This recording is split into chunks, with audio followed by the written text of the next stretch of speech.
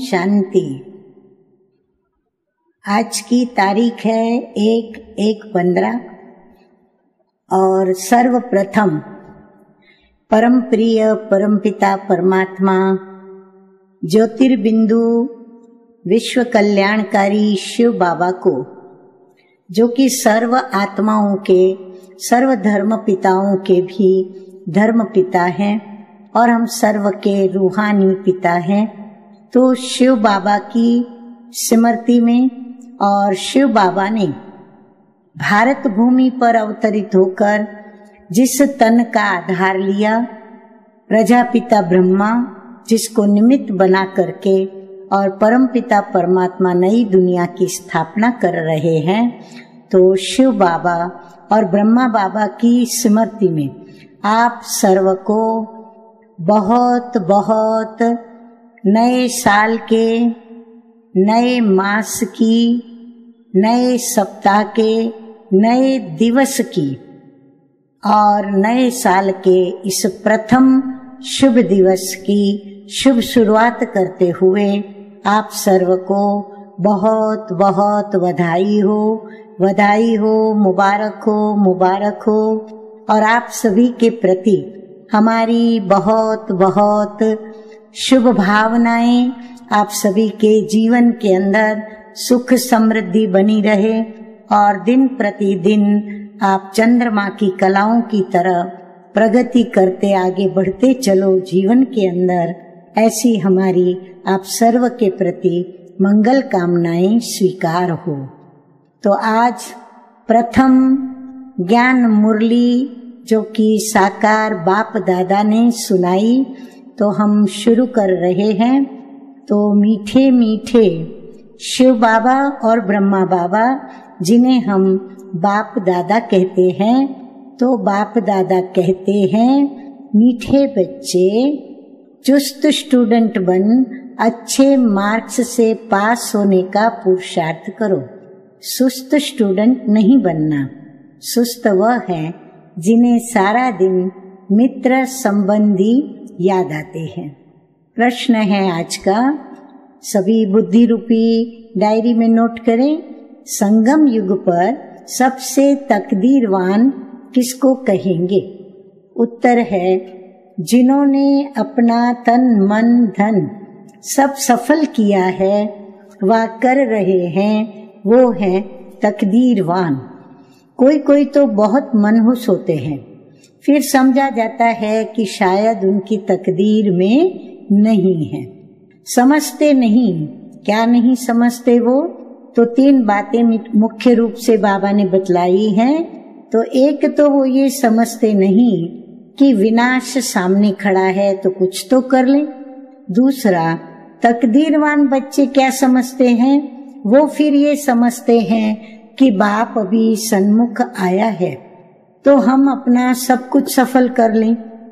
और तीसरी बात, हिम्मत रख कर अनेकों का भाग्य बनाने के हम निमित्त बन जाएं। गीत आज बजा है, तकदीर जगा कर आई हूँ, तकदीर जगा कर आई हूँ, मैं एक नई दुनिया बसा कर लाई हूँ। ज्ञान मुरली की शुरुआत फिर से हम सभी बच्चों को रूहानी बाबा ओम शांति करते हुए शिव भगवान वाच ब्रह्मा मुख द्वारा कहते हैं कि ये तो तुम बच्चे तकदीर बना रहे हो। गीता में श्री कृष्ण का नाम डाल दिया है और कहते हैं भगवान वाच, मैं तुमको राजयोग सिखाता हूँ। अब कृष्ण भगवान वाच तो है नहीं, क्योंकि श्री कृष्ण साकार है और परमात्मा निराकार है। ये श्री कृष्ण तो एम ऑब्जेक्ट है। फिर शिव भगवान वाच है कि मैं तुमको राजाओं का राजा बनाता हूँ। तो श्री कृष्ण तो प्रिंस बनने वाला, राजकुमार बनने वाला है और ये हम मनुष्य आत्माओं की एम ऑब्जेक्ट है। तो पहले जरूर प्रिंस कृष्ण बनेंगे, बाकी कृष्ण भगवान वाच नहीं है। कृष्ण तो तुम बच्चों की एम ऑब्जेक्ट है। ये पाठशाला है और भगवान पढ़ाते हैं और तुम सब क्या बनते हो? इस पाठशाला में प्रिंस प्रिंसेस बनते हो। बाप कहते हैं, बहुत जन्मों के अंत के भी अंत में मैं तुमको ये ज्ञान सुनाता हूँ, फिर सो श्री कृष्ण बनना है। इस पाठशाला का टीचर कौन है? शिव बाबा है, श्री कृष्ण नहीं। शिव बाबा ही दैवी धर्म की स्थापना करते हैं। श्री कृष्ण उस दैवी धर्म का फर्स्ट नंबर का देवता है। तुम बच्चे कहते हो कि हम आए हैं तकदीर बनाने। आत्मा जानती है कि हम परम पिता परमात्मा से अब तकदीर बनाने आए हैं। ये है प्रिंस प्रिंसेस बनने की तकदीर। राजयोग है ना। शिव बाबा द्वारा पहले पहले स्वर्ग के 2 पत्ते राधे कृष्ण निकलते हैं। ये जो चित्र बनाया है ये ठीक है, समझाने के लिए अच्छा है। चित्र में दिखाया है समुद्र के बीच में पीपल का पत्ता और उसके ऊपर 2 पत्ते में श्री राधे और कृष्ण, ऐसा यह चित्र है। तो बाबा कहते हैं समझाने के लिए ये अच्छा है। गीता के ज्ञान से ही बाप दादा कहते हैं तकदीर बनती है, भाग्य बनता है। तकदीर जगी थी सो क्या हो गई? फूट गई। बहुत जन्मों के अंत में तुम एकदम तमो प्रधान बेघर बन गए हो। अब फिर प्रिंस बनना है।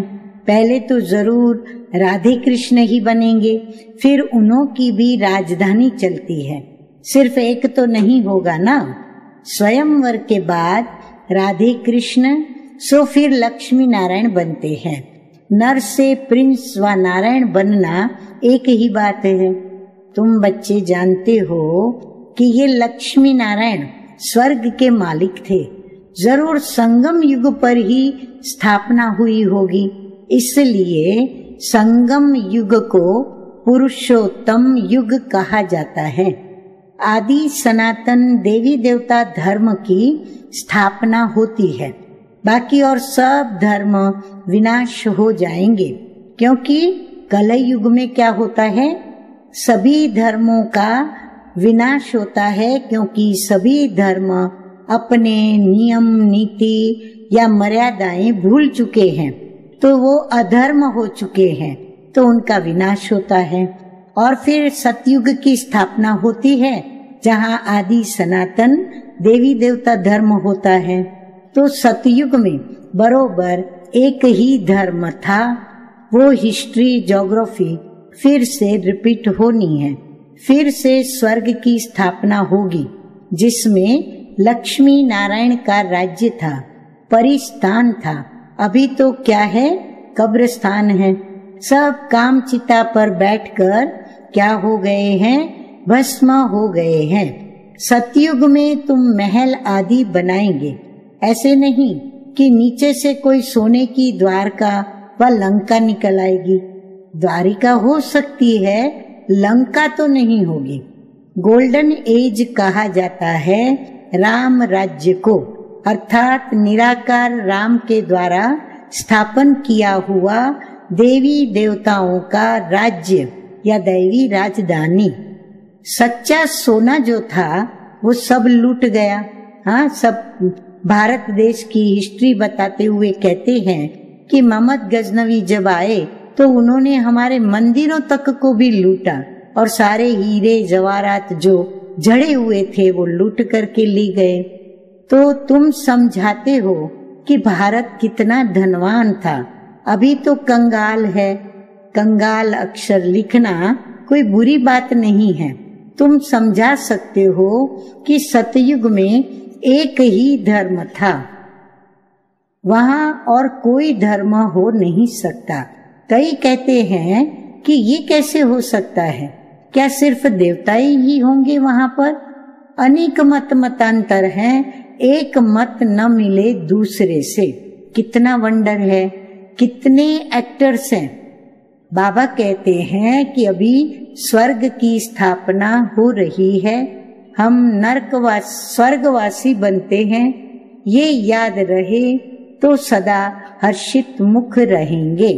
याद करें फिर से और याद रखें, हम स्वर्गवासी बनते हैं, ये याद रहे तो सदा हर्षित मुख रहेंगे। तुम बच्चों को बहुत खुशी रहनी चाहिए।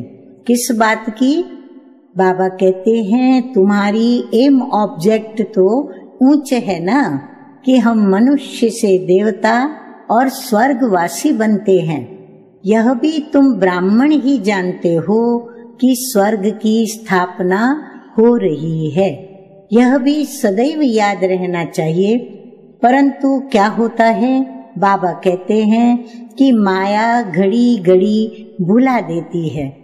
बाबा कहते हैं तकदीर में नहीं है तो सुधरते भी नहीं। झूठ बोलने की आदत आधा कल्प से पड़ी हुई है, वो निकलती नहीं। संस्कार बन चुका ना, तो झूठ को भी खजाना समझ के रखते हैं, छोड़ते ही नहीं। तो समझा जाता है इनकी तकदीर ऐसी है। बाप को याद नहीं करते। याद भी तब रहे जब पूरा ममत्व निकल जाए। फिर से बुद्धि रूपी डायरी में नोट करें, याद भी तब रहे जब पूरा ममत्व निकल जाए।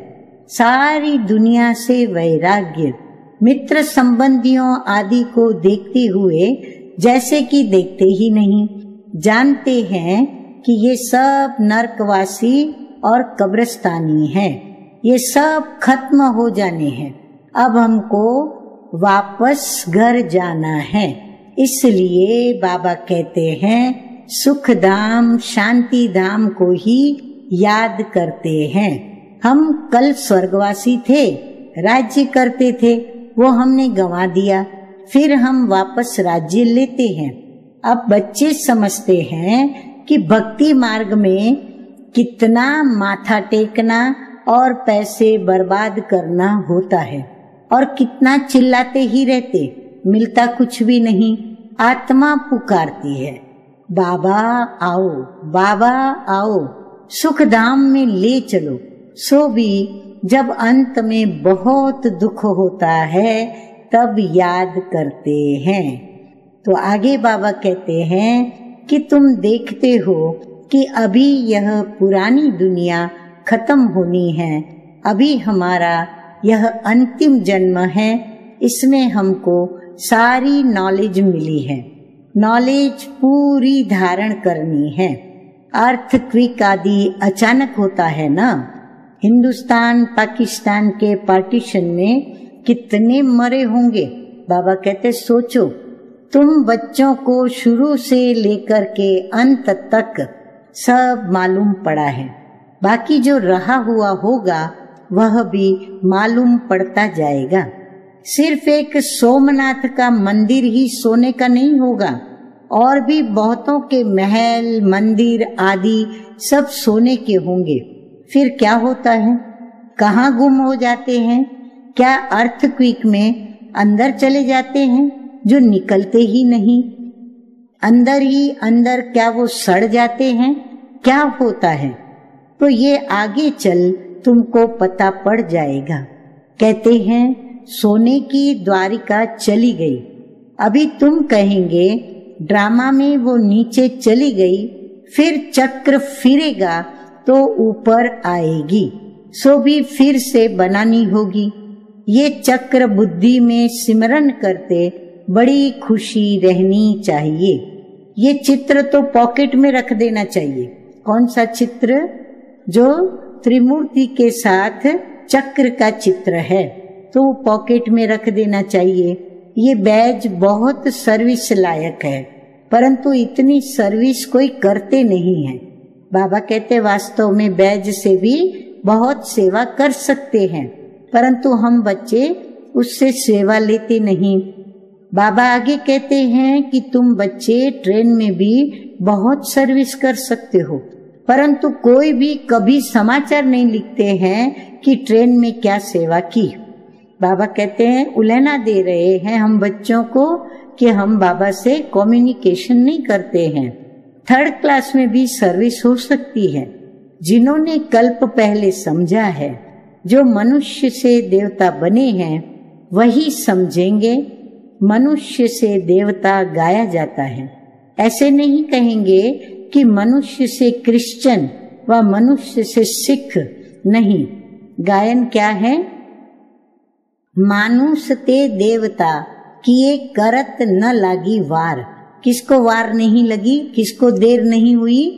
परमपिता परमात्मा को, मनुष्य को देवता बनाने में देर नहीं लगती है। तो मनुष्य से देवता बने अर्थात आदि सनातन देवी देवता धर्म की स्थापना हुई। बाकी सब अपने अपने धर्म में चले गए। झाड़ में दिखाया जाता है कि फलाने फलाने धर्म फिर कब स्थापन होंगे।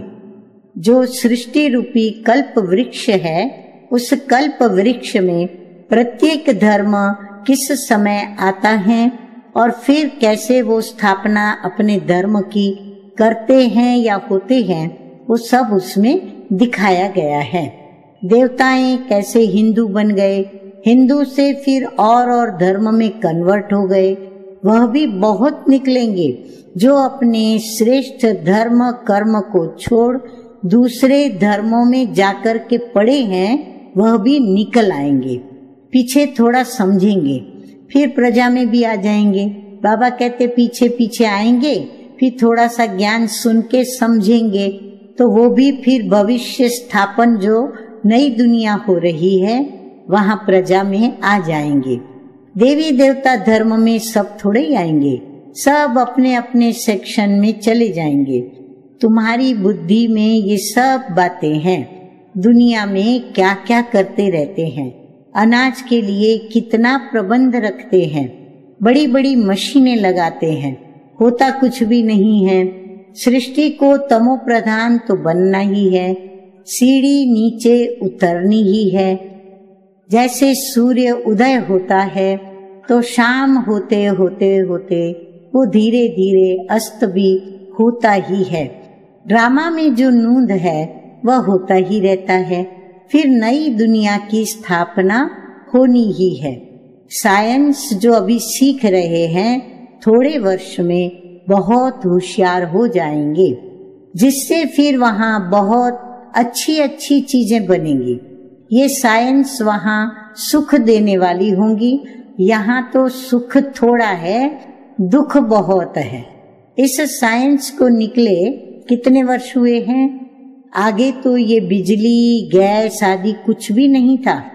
बाबा कहते हैं अभी तो देखो क्या हो गया है। वहां तो फिर सीखे सिखाए चलेंगे।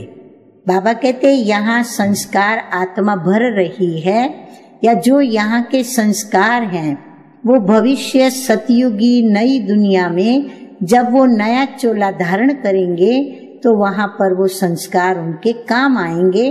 उस आधार पर बाबा कहते हैं कि वहां तो फिर सीखे सिखाए चलेंगे, जल्दी जल्दी काम होता जाएगा। यहाँ भी देखो मकान कैसे बनते हैं, सब कुछ रेडी रहता है, कितनी मंजिलें बनाते हैं। वहां ऐसे नहीं होगा, वहां तो सबको अपनी अपनी खेती होती है, टैक्स आदि कुछ नहीं वहां पड़ेगा। वहां तो अथाह धन होता है और जमीन भी ढेर होती है। नदियां तो सब होंगी, बाकी नाले वहां नहीं होंगे जो बाद में खोदे जाते हैं। आगे बाबा कहते हैं हम बच्चों को कि बच्चों को अंदर में कितनी खुशी रहनी चाहिए, किस बात की कि हमको डबल इंजन मिली हुई है। एक शिव बाबा, दूसरा है ब्रह्मा बाबा। पहाड़ी पर ट्रेन को डबल इंजन मिलती है। तुम बच्चे भी अंगुली देते हो ना, तुम हो कितने थोड़े, तुम्हारी महिमा भी गाई हुई है। तुम जानते हो हम खुदाई खिदमतगार हैं। बाबा कहते हैं श्रीमत पर खिदमत कर रहे हैं, अर्थात सेवा कर रहे हैं। बाबा भी खिदमत करने आए हैं। एक धर्म की स्थापना और अनेक धर्मों का विनाश करा देते हैं। बाबा कौन सी सेवा करने आए हैं? ये दुख, अशांति, अपवित्रता और दुखदायी पुरानी दुनिया का विनाश करा देते हैं बाबा, और सुख शांति पवित्रता वाली एक धर्म की स्थापना वाली नई दुनिया स्थापन करते हैं। फिर बाबा कहते हैं थोड़ा आगे चलकर देखेंगे तो बहुत हंगामे होंगे। अभी भी डर रहे हैं कहाँ लड़ करके आपस में बॉम्ब्स न चला दे। चिंगारी तो बहुत लगती रहती है, घड़ी घड़ी आपस में लड़ते रहते हैं। बच्चे जानते हैं कि पुरानी दुनिया खत्म हुई ही है, फिर हम अपने घर चले जाएंगे। अभी 84 जन्मों का चक्र पूरा हुआ है, सब इकट्ठे चले जाएंगे। तुम्हारे में भी थोड़े हैं जिनको घड़ी घड़ी याद रहती है ड्रामा अनुसार चुस्त और सुस्त दोनों ही प्रकार के स्टूडेंट हैं। चुस्त स्टूडेंट्स अच्छी मार्क्स से पास हो जाते हैं और सुस्त जो होगा उनको सारा दिन लड़ना झगड़ना ही होता रहता है। बाप को याद नहीं करते, सारा दिन मित्र संबंधी ही बहुत याद आते रहते हैं। यहाँ तो सब कुछ भूल जाना होता है। बाबा कहते हैं क्या याद रखना है, हम आत्मा हैं, ये शरीर रूपी दुम लटका हुआ है। हम कर्मातीत अवस्था को पा लेंगे, फिर यह शरीर रूपी दुम छूट जाएगा। यही फिक्र है। कर्मातीत अवस्था हो जाए तो ये शरीर खत्म हो जाए, हम श्याम से सुंदर बन जाए। मेहनत तो करनी है ना। प्रदर्शनी में भी देखो कितनी मेहनत करते हैं। कोई अकेला प्रदर्शनी आदि करते हैं तो मेहनत का फल भी तो मिलेगा ना। एक ने यदि कमाल की है तो कितनों का कल्याण किया है। मित्र संबंधियों आदि की मदद से ही कितना काम किया है, कमाल है। मित्र संबंधियों को समझाते हैं कि ये पैसे आदि सब इस कार्य में लगाओ, रख करके क्या करेंगे। सेंटर भी खोला है हिम्मत से, कईयों ने कितनों का भाग्य बनाया है। ऐसे अगर 5-7 बच्चे निकले तो कितनी सर्विस हो जाए। कोई कोई तो बहुत मनहूस होते हैं। फिर समझा जाता है कि तकदीर में नहीं है। समझते नहीं कि विनाश सामने खड़ा है, कुछ तो कर लें। अभी मनुष्य जो भी दान पुण्य करेंगे वो किसके अर्थ करेंगे, ईश्वर अर्थ, परंतु कुछ भी मिलेगा नहीं। ईश्वर तो अभी आया है स्वर्ग की राजाई देने। दान पुण्य करने वालों को अल्पकाल की प्राप्ति होती है और संगम युग पर जिन्होंने अपना तन मन धन सब सफल किया है, वह कर रहे हैं, वो है तकदीरवान। परंतु तकदीर में नहीं है तो बाबा कहते हैं उनकी निशानी क्या है, वो समझते नहीं। तुम जानते हो कि हम ब्राह्मण हैं और वह भी ब्राह्मण है। हम हैं प्रजापिता ब्रह्मा कुमार ब्रह्मा कुमारियां। इतने ढेर ब्राह्मण, वो है कुख वंशावली और तुम हो मुख वंशावली। शिव जयंती संगम पर होती है। अभी शिव जयंती आएगी तो ये कलयुग का अंत, सतयुग की आदि का बीच का समय है, जिसे संगम युग कहते हैं। और शिव बाबा संगम युग पर आते हैं, इसीलिए शिव जयंती संगम पर होती है। अब स्वर्ग बनाने के लिए बाप मंत्र देते हैं कि मन मना भव, मुझे याद करो तो तुम पवित्र पवित्र दुनिया का मालिक बन जाएंगे। तो सतगुरु शिव बाबा ने क्या मंत्र दिया? मंत्र दिया, याद रहे सभी को, मन मना भव। और ये बात भी याद रहे कि मुझे बाबा को याद करेंगे तो पवित्र दुनिया का मालिक बन जाएंगे। बाबा को याद करना माना अशरीरी निराकार शिव बाबा को याद करना। ऐसे युक्ति से बाबा कहते हैं पर्चे भी छपाने चाहिए। दुनिया में मरते तो बहुत है ना, जहाँ भी कोई मरे वहाँ पर्चे बांटने चाहिए। बाप जब आते हैं तब ही पुरानी दुनिया का विनाश होता है और उसके बाद स्वर्ग के द्वार खुलते हैं। अगर कोई सुखधाम में चलना चाहे, अर्थात नई दुनिया, सतयुगी दुनिया, दैवी दुनिया में कोई चलना चाहे, तो उसके लिए ये मंत्र है मन मना भव, उसमें उसे स्थित होना पड़े। तो बाबा कहते हैं ऐसा रसीला छपा हुआ पर्चा सबके पास हो। स्मशान में भी ये पर्चे बांट सकते हैं। बच्चों को सर्विस का शौक चाहिए। सर्विस की युक्तियां तो बाबा बहुत बतलाते हैं। अब ये तो अच्छी रीति लिख देना चाहिए। क्या लिख देना चाहिए? तो बाबा कहते हैं एम ऑब्जेक्ट तो लिखा हुआ है कि हम मनुष्य से श्री लक्ष्मी श्री नारायण समान देवता बनेंगे। समझाने की बड़ी अच्छी युक्ति चाहिए। हाँ, लक्ष्मी नारायण बनना माना नैतिकवान बनना, चारित्र्यवान बनना। अच्छा, मीठे मीठे सिकिलधे बच्चों प्रति माता पिता बाप दादा का याद प्यार और गुड मॉर्निंग। रूहानी बाप की रूहानी बच्चों को नमस्ते। रोज मीठे मीठे बाप दादा हम बच्चों को गुड मॉर्निंग करते, याद प्यार देते, हम बच्चों को याद करते और रोज हम बच्चों को बाबा नमस्ते भी करते। तो अब हम भी कहेंगे हमारे मीठे मीठे रूहानी माता पिता बाप दादा को रूहानी बच्चों का याद प्यार, गुड मॉर्निंग और नमस्ते नमस्ते। अब धारणा के लिए मुख्य 2 बातें दी गई हैं। नंबर 1 है कर्मातीत अवस्था को प्राप्त करने के लिए इस शरीर रूपी दुम को माना पूंछ को भूल जाना है। एक बाप के सिवाय कोई भी मित्र संबंधी आदि याद न आए, ये मेहनत करनी है। कर्मातीत अवस्था का मतलब है कि हम बच्चों को इस पुरानी दुनिया से न्यारा होना है, ममत्व पुरानी दुनिया से मिटाना है और हमें नई दुनिया के लिए स्वयं को देवता समान दैवी गुणधारी बनाना है। तो उसके लिए हमें अब एक बाप को याद करना है, किसी भी मित्र संबंधियों को याद नहीं करना है। हाँ, नाता निभाना है, उनसे अपने संबंध निभाने हैं। ये मेहनत हमको करनी है। नंबर 2 है श्रीमत पर खुदाई खिदमतगार बनना है। तन मन धन सब सफल कर अपनी ऊंच तकदीर बनानी है।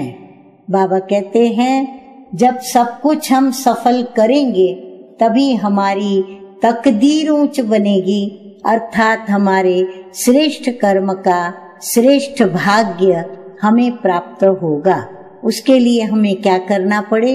हमारा तन मन और धन हमें सफल करना है ईश्वरीय सेवा में, अर्थात विश्व कल्याण के कार्य में।